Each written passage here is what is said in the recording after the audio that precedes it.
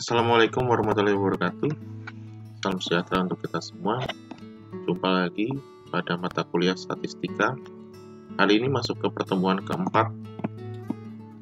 Judul mata kuliah ini statistika dengan topik kemiringan, keruncingan distribusi data, dan angka indeks. Kita akan membahas mengenai kemiringan, keruncingan distribusi data, dan angka indeks. Ukuran kemiringan dari distribusi data. Ukuran kemiringan adalah ukuran yang menyatakan sebuah model distribusi yang mempunyai kemiringan tertentu. Apabila diketahui besarnya nilai ukuran ini, maka dapat diketahui pula bagaimana model distribusinya. Jadi untuk melihat model distribusi dari sebuah data. Data yang sudah kita hasilkan, yang sudah kita olah, lalu kita melihat distribusi datanya. Apakah itu simetrik, positif, atau negatif. Berikut ini pengertian kemiringan dari distribusi data. Kemiringan distribusi data merupakan derajat atau ukuran dari ketidaksimetrisan atau asimetri dari distribusi data. Ada 3 jenis seperti yang saya sudah sebutkan tadi. Yang pertama simetris. Kalau simetris itu menunjukkan letak nilai rata-rata hitung, median, dan modus berhimpit berkisar di satu titik. Ya, saya akan jelaskan dengan gambarnya. Nah, kurang lebih seperti ini. Berkisar di satu titik. Rata-rata, median, dan modus itu berkisar di satu titik. Seperti gambar yang paling kiri ini, kurva simetris. Lalu kalau miring ke kanan, kurva miring ke kanan mempunyai nilai modus paling kecil dan rata-rata hitung paling besar. Ya, ini distribusi disebut juga distribusi positif karena kurva condong positif. Kemiringannya ke kanan ya, yang landai itu ke kanan. Ini tandanya adalah kurva condong positif, distribusi data positif. Lalu kalau miring ke kiri mempunyai nilai modus paling besar dan rata-rata itu paling kecil ya. Jadi kalau di sini ini kurvanya condong ke kiri, kita bisa lihat di sini nilai modusnya paling besar ya. Dia ada di sebelah kanan ya. Nilai modusnya paling besar. Sedangkan rata-rata hitungnya yang X ini itu paling kecil. Kalau kurva condong positif, modusnya nilainya paling kecil, tapi rata-ratanya paling besar.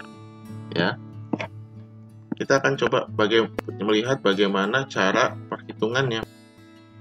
Untuk menghitung derajat kemiringan distribusi data atau dengan di variabelnya adalah alpha 3, ini menggunakan 2 rumus. Pertama rumus Pearson dan rumus Moment. Kita akan bahas menggunakan rumus Pearson.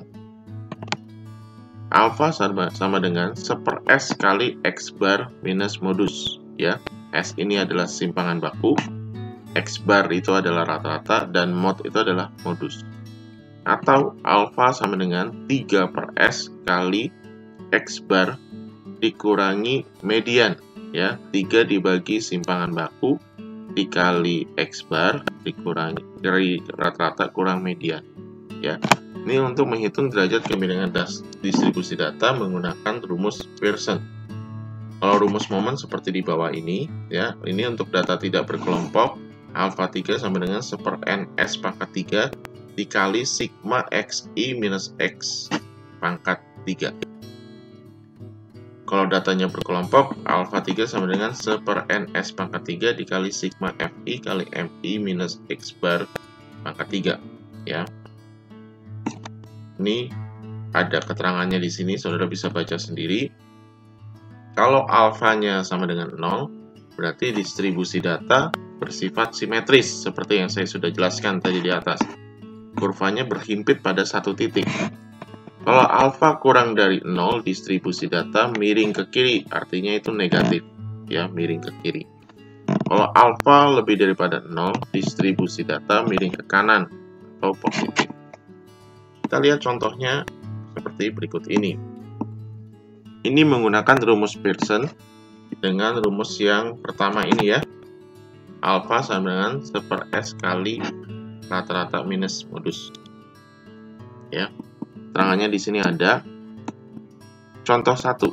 Dari suatu sebaran data diketahui nilai rata-ratanya ya sama dengan 45,2. Modus sama dengan 43,5 dan simpangan bakunya adalah 19,59. Kita harus menjawab bagaimana koefisien kemiringannya.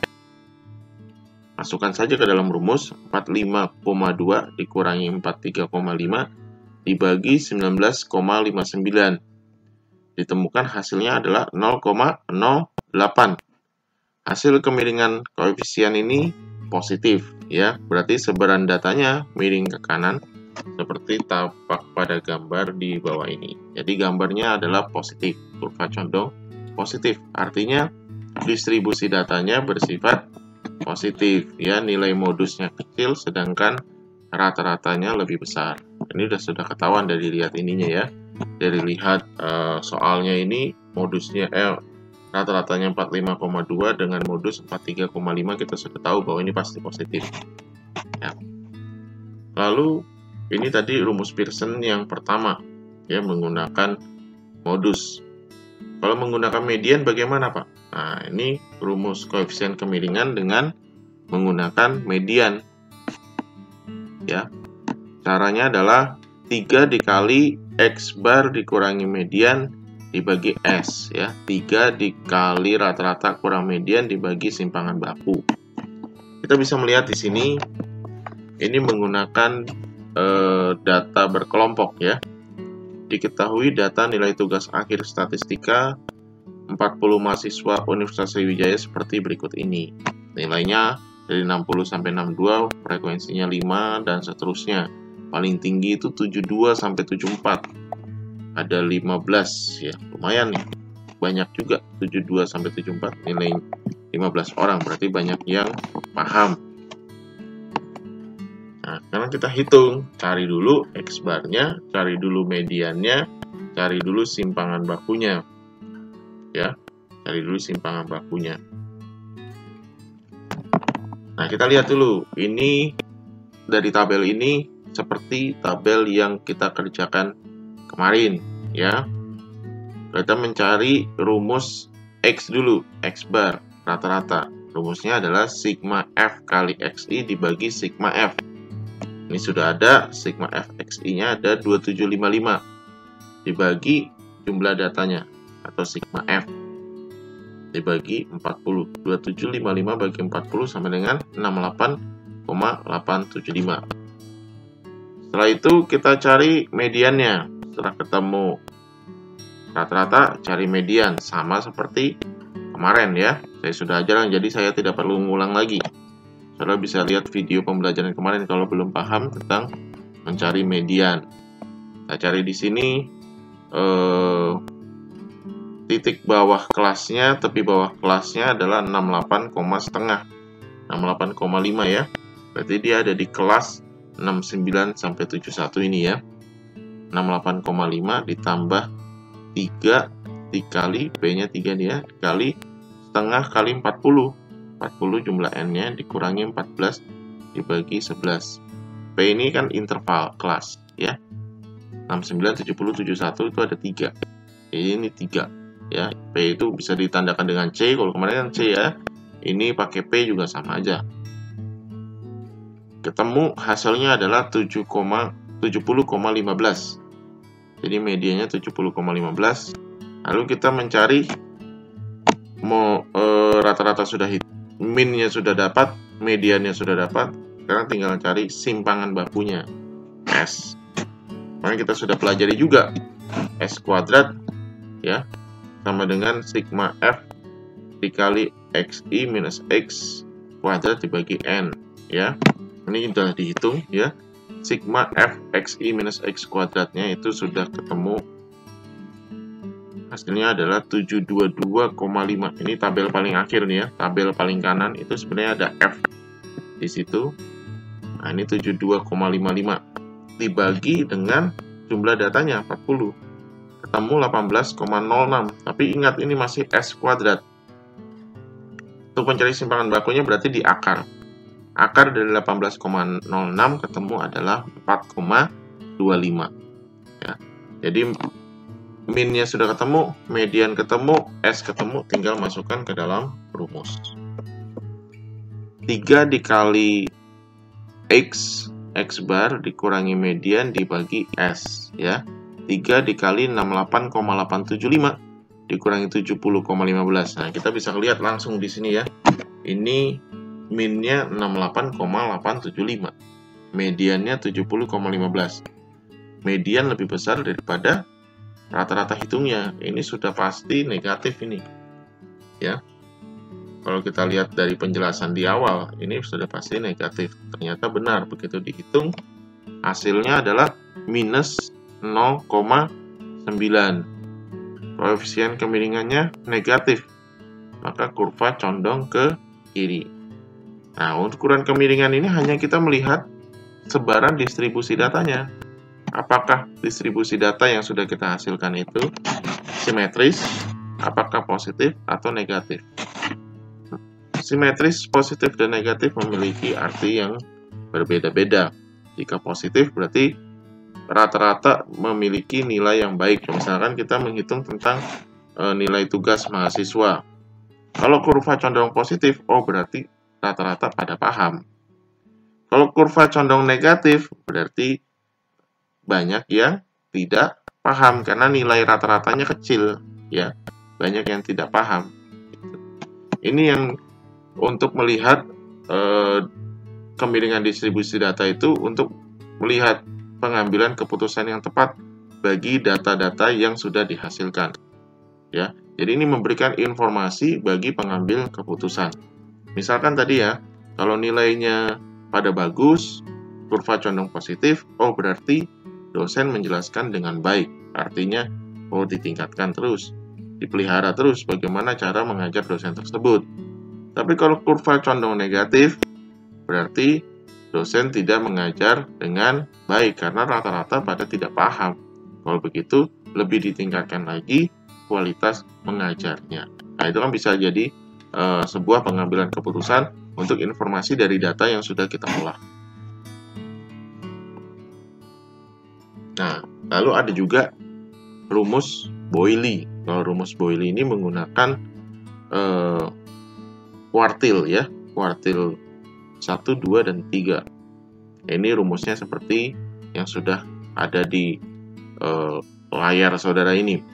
Alfa 3 sama dengan Q3 plus Q1 minus 2Q2 dibagi Q3 minus Q1, ya. Ini ada beberapa syaratnya. Bagaimana cara menentukan kemiringannya?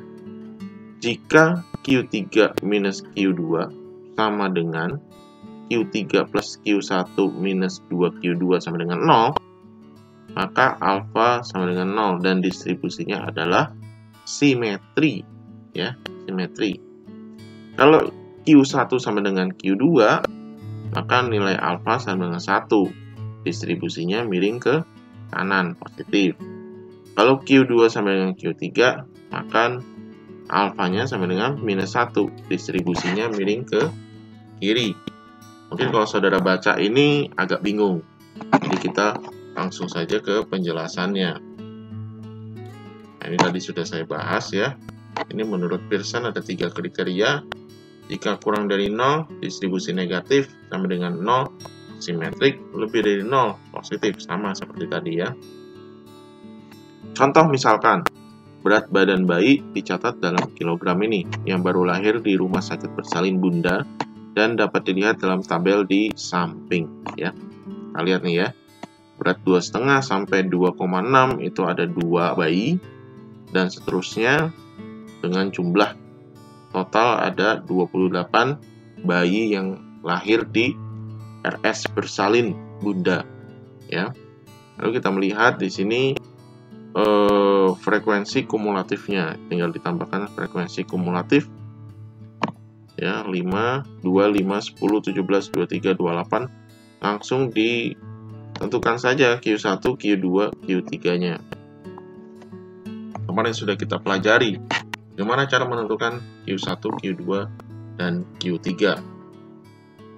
Ya, Q1 ini ya tadi ya, caranya.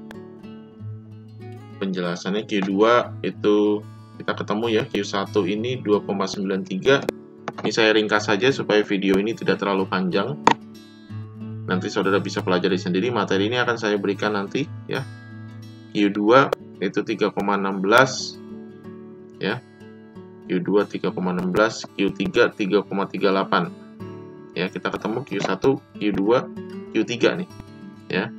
Q1 2,93, Q2 3,16, dan Q3 adalah 3,38. Lalu masukkan saja ke dalam rumusnya. Ya. Q3 tambah Q1 minus 2Q2 dibagi Q3 minus Q1. Ini sudah dapat semua ya, Q1, Q2, Q3 tinggal masukkan.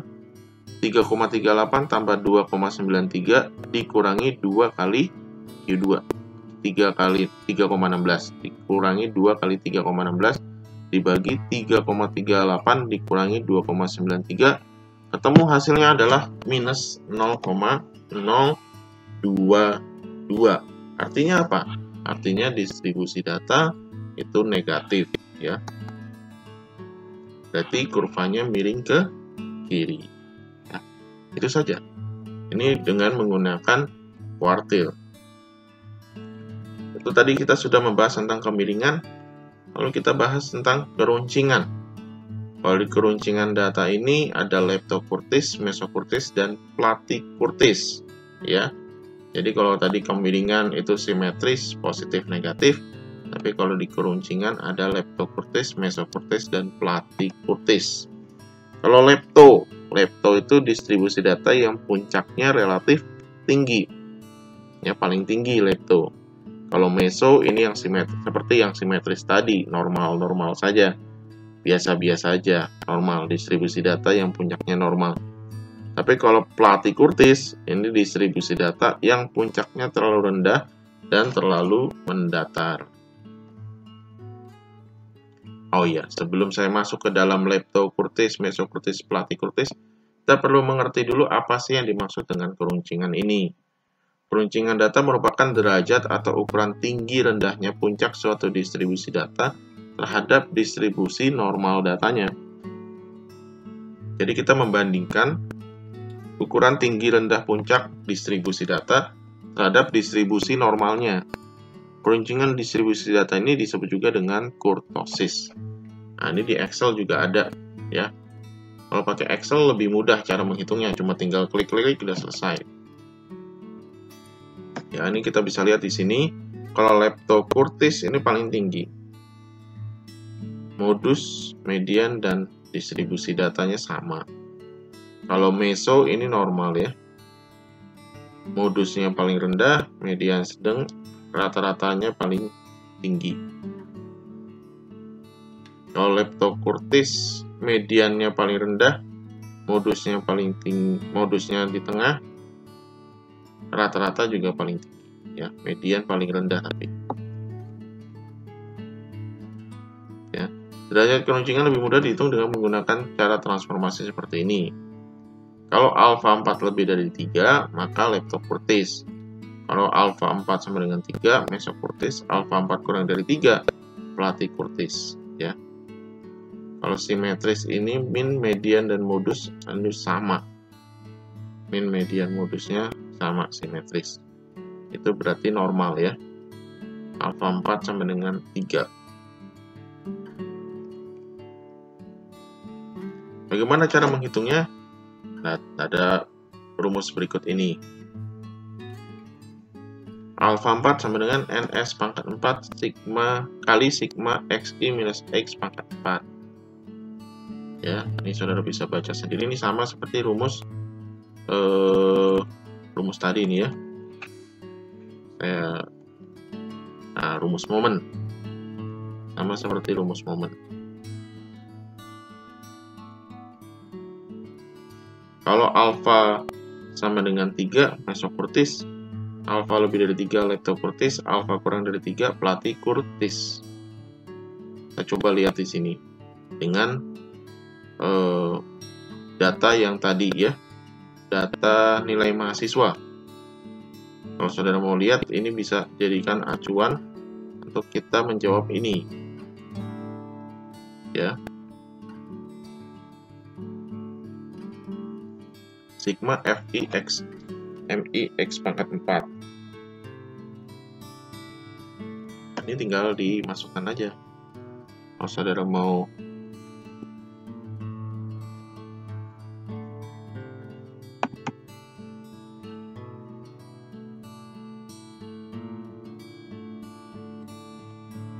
saya sudah siapkan Excel.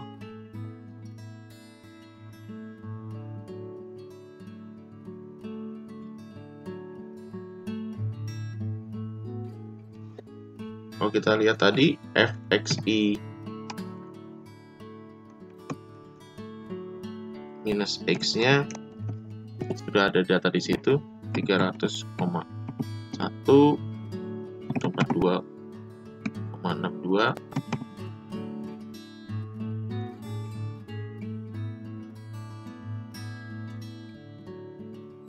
ya, 10,56. Ini kan pangkat 2 ya tadi ya, 13,97 dan 255,3. Ini pangkat 2 ya. Ini pangkat 2. Pangkat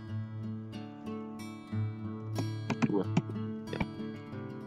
Sigma ini FXI X pangkat 2. Nah, untuk jadi pangkat 4-nya bagaimana?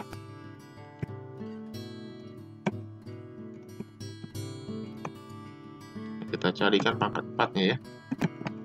Ya ini aja dikali pangkat 2 lagi, ya kan? Pangkat 2. Nah, tarik ke bawah. Ya. Lalu kita cari sigmanya. Sigma berarti sum ya.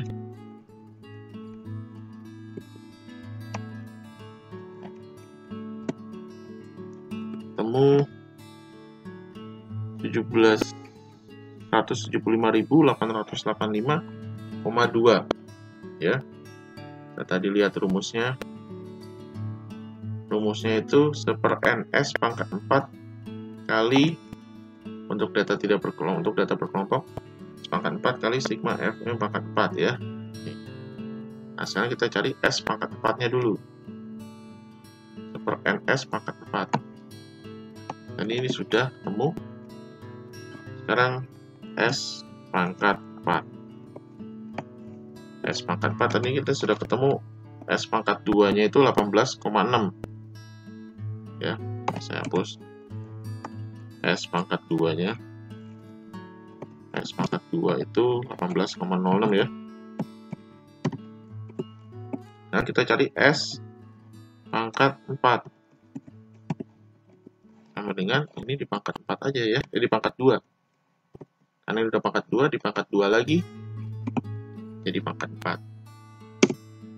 326,1636 ya. Nah, N-nya berapa tadi? N-nya 40. N sama dengan 40. N 40 udah ketemu nih ya. Tinggal kita masukkan ke dalam rumus ini tadi. Ya. 1/ns pangkat 4 kali sigma F I M I X pangkat 4. Ketemu ya.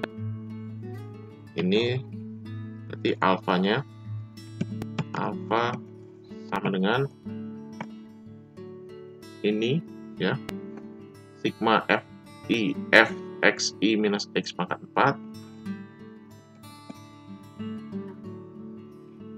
Kurang dulu ya. Dibagi dengan N ya, 40 dikali dengan S pangkat 4 ya, dibagi. Alfanya adalah 13,48137 ya. Ini lebih daripada 3 ya, alfanya 13,48137. Kalau lebih dari 3 berarti ukuran keruncingannya adalah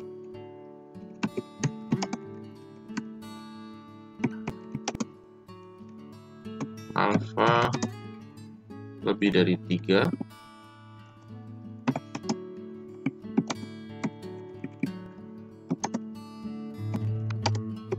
ukuran keruncingan leptokurtis. Cuma ini aja ya. Jadi cara menghitungnya mudah. Dari data yang sudah ada tinggal kita olah. Temu alfanya 13,48137 atau bisa kita bulatkan jadi 13,5. Ukuran keruncingannya lebih daripada 3, maka ukuran keruncingan tersebut adalah leptokurtis. Kurang lebih seperti itu cara menghitung ukuran keruncingan distribusi data. Ya, ini cara menghitung dengan Excel. Kita bisa lihat di sini ada kurtosis skewness ya. Kalau kurtosis itu kalau kurtosis keruncingan, skewness adalah kemiringan. Kalau kita lihat di sini data nilai quiz ini kurtosisnya 0,96. Jadi kita bisa lihat ini mendekati normal ya. Mendekati normal. Atau kurang dari 3 ya. Kurang dari 3 berarti mesokurtis. Alfa kurang dari 3 berarti mesokurtis. Ini skewness-nya minus. Artinya distribusi data tersebut negatif. Ukuran kemiringannya negatif. Ya, skewness-nya tuh negatif. Berarti antara lain ini nilai rata-ratanya itu pada jelek semua. Ya. Pada jelek semua. Rata-rata pada jelek. Kalau kita lihat di sini yang dapat 30 ada, 50 ada, 60 yang dapat bagus nggak terlalu banyak, cuma 1, 2, 3, 4, 5, 6, 7 ya, sisanya jelek. Dan 8 ya, 85. Sisanya nggak terlalu bagus. Dari 21 data hanya 8 yang mendapatkan nilai bagus. Skewness-nya minus, kita lihat ini. Itu tadi tentang ukuran kemiringan dan keruncingan distribusi data. Sekarang kita masuk ke angka indeks. Angka indeks. Berikut ini adalah pengertian angka indeks. Suatu angka yang dibuat sedemikian rupa sehingga dapat dipergunakan untuk melakukan perbandingan antara kegiatan yang sama. Produksi ekspor, hasil penjualan, jumlah uang beredar, dan sebagainya. Dalam dua waktu yang berbeda. Ya, untuk menentukan angka indeks ini ada dua macam waktu, yaitu waktu dasar, ya, base period, waktu di mana suatu kegiatan atau kejadian dipergunakan untuk dasar perbandingan. Waktu dasar biasanya ini divariabelkan, disimbolkan dengan angka 0. Lalu waktu yang bersangkutan atau sedang berjalan, current period, waktu di mana suatu kegiatan akan diperbandingkan terhadap kegiatan waktu dasar. Sebagai contoh, ini pemilihan tahun dasar ya. Waktu sebaiknya menunjukkan keberadaan perekonomian yang stabil, di mana harga tidak berubah dengan cepat sekali. Jadi ini untuk menentukan tentang ekonomi ya, produksi ekspor, hasil penjualan, jumlah uang beredar dalam waktu tertentu. Waktu sebaiknya usahakan paling lama 10 tahun atau lebih baik, kurang dari 5 tahun. Dan waktu di mana terjadi peristiwa penting, waktu di mana tersedia data untuk keperluan pertimbangan, ya, dan lain-lain. Ini indeks tidak tertimbang. Indeks harga relatif sederhana adalah indeks yang terdiri dari satu macam barang saja, baik untuk indeks produksi maupun indeks harga, misalnya indeks produksi ikan, harga beras, dan lain-lain. Kalau agregatif, indeks yang terdiri dari beberapa barang, misalnya indeks harga 9 bahan pokok, dan lain-lain. Ini sistematika angka indeks. Ada indeks sederhana, indeks tertimbang. Ya, kita bisa lihat sendiri di sini. Nanti kita akan contoh. Ini contohnya angka indeks sederhana relatif harga IT, 0. Sedangkan PT minus P0. P ini harga ya. P itu menunjukkan harga. ini berlaku umum. Kalau saudara ketemu P, ini biasanya harga. Kalau Q itu kuantitas, ya, atau jumlah produksi, ya, jumlah produksi. Kalau P harga, Q jumlah produksi. Rumusnya sederhana, P pada tahun tertentu disimbolkan PT dengan P pada angka 0, P0 atau P pada waktu dasar, waktu awal perhitungan kali 100%. Begitu juga dengan Q. Q pada tahun berjalan dibagi dengan Q pada waktu dasar, ya, kali 100%. Contohnya seperti ini, ya. Menunjukkan perkembangan harga saat ini, harga relatif sederhana, mudah sekali. Saudara bisa lihat di sini indeks harganya. Indeks harga kita lihat dari tahun 96 sampai tahun 2002. Nah, sekarang kalau kita mau hitung tahun 2000 nih, ya, indeks harga tahun 2000 bagaimana, Pak? Nah, sekarang kita lihat harga pada tahun 2000 dibagi dengan harga pada tahun dasarnya tahun 96 ini, ya. 2240 dibagi 1014 dikali dengan 100, ya, ketemu berapa, ya. Itu cara menghitung indeks harga relatif sederhana. Jadi HT itu harga pada tahun ke T-nya, ya, kita mau hitung pada tahun berapa nih. Lalu H0 harga pada tahun dasarnya itu 96. Jadi perbandingannya situ, ya. Ini jangka waktunya biasanya 5 tahun atau lebih. Ini 1, 2, 3, 4, 5, 6, 7. Lumayan, ada 7 tahun.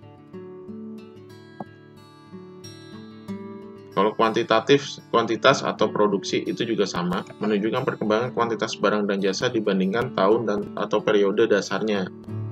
Indeks kuantitas sederhana dihitung tanpa memberikan bobot pada setiap komoditas, karena dianggap masih mempunyai kepentingan yang sama, ya. Kalau kita lihat di sini, ya, tinggal dihitung aja, kita mau hitung tahun keberapa nih, tahun 2001, kuantitas produksi 30, berarti dibandingkan dengan tahun dasarnya tahun 96, 30 bagi 31 kali 100, ketemu 97, ya, 97 indeksnya.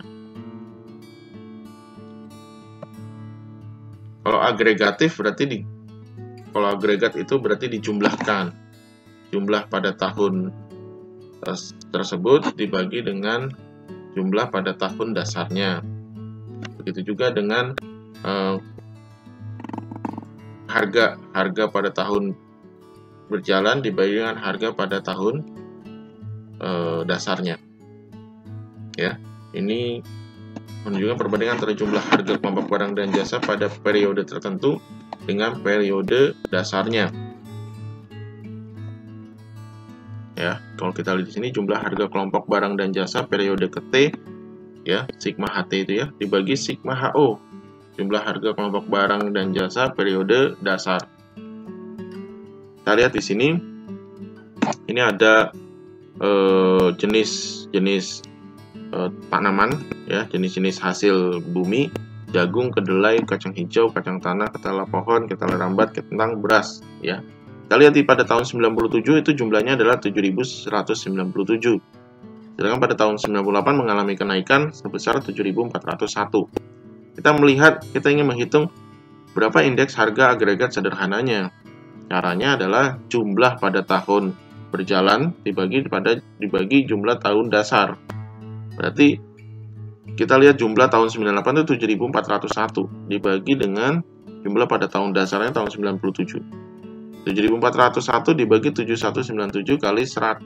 Ketemu indeks harga agregat sederhana sama dengan 102,8%, ya. Kuantitas juga sama, ya, kuantitas sama. Nah, ini kalau harga kan ratusan. Ini sebenarnya dalam ratus. Kalau ini, nah, ini kuantitas, volume. Kalau kita lihat di sini sama saja perhitungannya. Jadi pada tahun 98 jumlahnya berapa, pada tahun 97 jumlahnya berapa, dibagi saja. Ketemu indeks kuantitas agregat sederhananya adalah 105,8, kurang lebih kalau dibulatkan menjadi 106%. Ini harga rata-rata relatif dengan kuantitas rata-rata relatif. Rumusnya seperti yang ada di sini ya. Ini dibagi dengan jumlah datanya.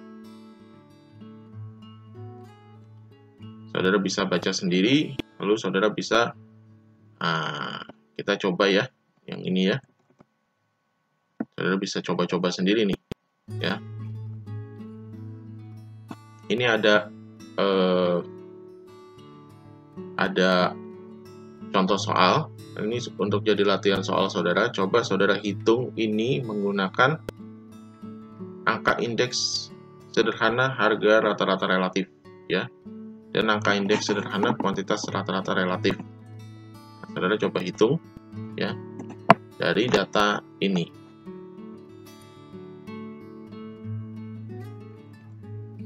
Nah, sekarang kita coba indeks tertimbang, indeks harga agregatif tertimbang. Ini ada dua metode, Las-Peyres dan Paske. Begitu juga dengan indeks produk agregatif tertimbang. Nah, metode Las-Peyres, indeks Las-Peyres dan indeks Paske. Kita coba yang ini ya.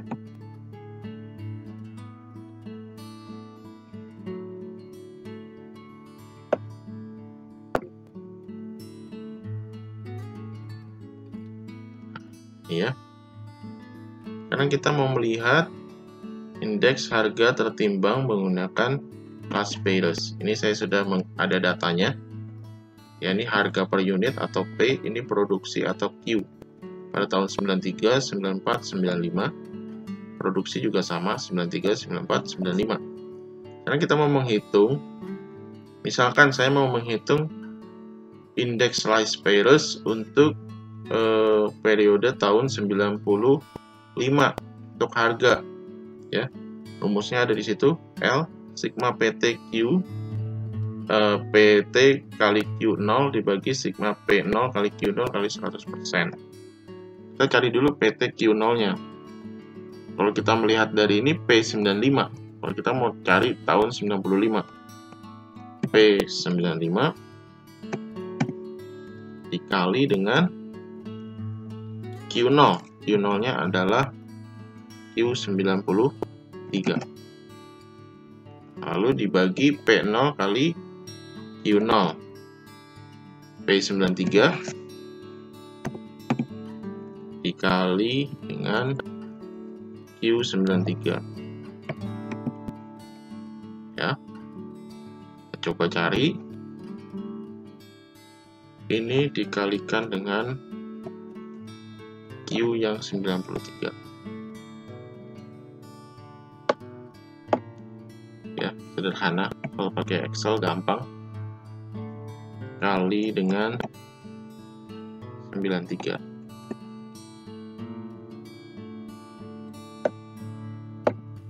Lalu kita jumlahkan.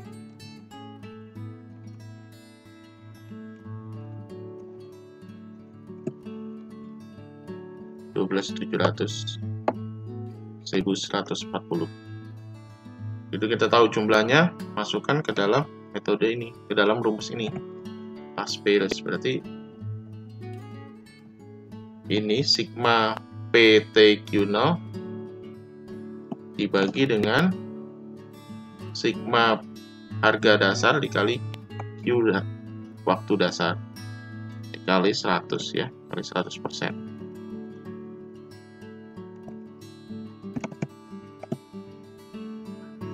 Ketemu yaitu 111,4035 ya, mudah sekali mencarinya. Ini menggunakan rumus Las-Peyres. Ini indeks harga agregatif tertimbang. Kalau Paske bagaimana Pak? Paske berarti kita lihat sini, PTQT dibagi P0QT. P pada tahun berjalan dengan Q pada tahun berjalan dibagi sigma P pada tahun dasar kali Q pada tahun berjalan. Berarti di sini P kalau kita mau cari tahun 95, P95 kali Q95 ya, sama dengan 330 kali 40. Lalu kita ganti ya. Maaf. Kita hitung ulang aja ya. Ini ya. P95 kali Q95 sama dengan P95 ini ya kali Q95.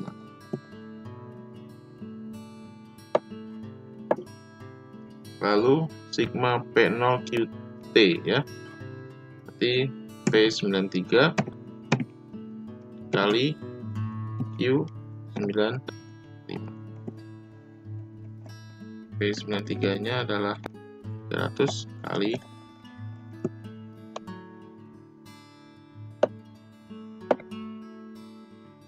kita jumlahkan, ketemu sigma PT QT nya 22350, P0 QT nya 18,5. Kita masukkan ke dalam Pascal saja, ini dibagi ya, lalu dikalikan 100.